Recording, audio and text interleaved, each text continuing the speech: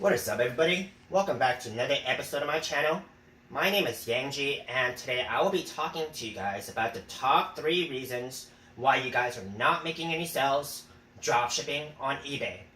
Now, a little bit background information about myself. I have been dropshipping on Shopify for over 2 years, and I wanted to expand my dropshipping business onto eBay earlier this year. So it's been a little bit more than 2 months since I have started on eBay. For the first month, I saw very little results. So, $0, almost $0 on average per day. Now, on the second month, I've been seeing some improvements based on some adjustments based on what I am going to be talking about here, and have actually saw my sales increase from $100 to $200 a day, and I am looking to actually grow that even more by just increasing my selling limits and listing even more products based on what I'm going to be talking about here. So before we begin today, if you guys have not yet already, please subscribe to my channel, as I will be coming up with new videos just like this every week on how to be an entrepreneur and making it on your own. Now let's begin. Now, if you guys are new selling on eBay, this is going to apply to you so much more, because if you guys are seasoned, you guys probably have a little bit of this figured out already. But if you guys are new dropshippers on eBay and you guys are barely listing your first couple of products, and you guys are wondering why you guys are not getting as much exposure to your product listings, number one would tell you why. Because your title is way too general. So for example, I sell in the electronics niche, and as an example, if you're selling Bluetooth headphones, and your product listing title would be, new wireless Bluetooth headphones for iPhones, Samsung, Android. I mean, that's a very general title, and chances are your listing is not even going to show up on the results page.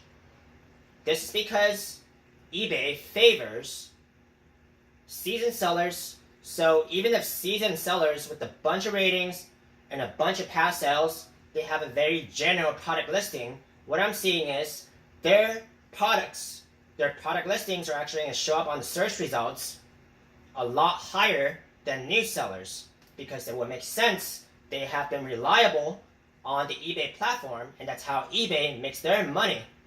But if you're a new seller, chances are your general product listing is not going to show up on the top search results, depending on how crowded your niche and just how many competitors are there for your niche. So one way to fix this is to actually include unique identifiers on your product listing. So if you're selling headphones, take it as the same example, you will want to include the model number for your headphones, and so when people are actually searching for that model number, you can at least capture those visitors and take them to your product listing. So this has been a game changer for me, because when I first started, I had very general product listing names, and I thought that was going to work, but it ended up just getting me 1 or 2 views every day, and that is just not going to cut it for my product listings in order for them to make sales on eBay. And once I've started actually including the unique identifiers, I'm getting a lot more exposure to my product listing, and therefore you're going to have a better chance of making sales. Number 2 would be the price. So assuming that you have done number 1, next thing you want to do is you want to do a reverse search on that specific model number, or that model of electronics or whatever you're selling, and see how many competitors are selling the same thing.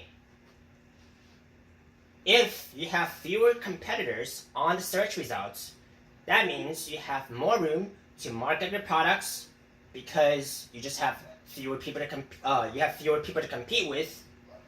Versus if you have a lot of competitors on the search results, that means you have probably you're going to have less room or even no room to mark up your products.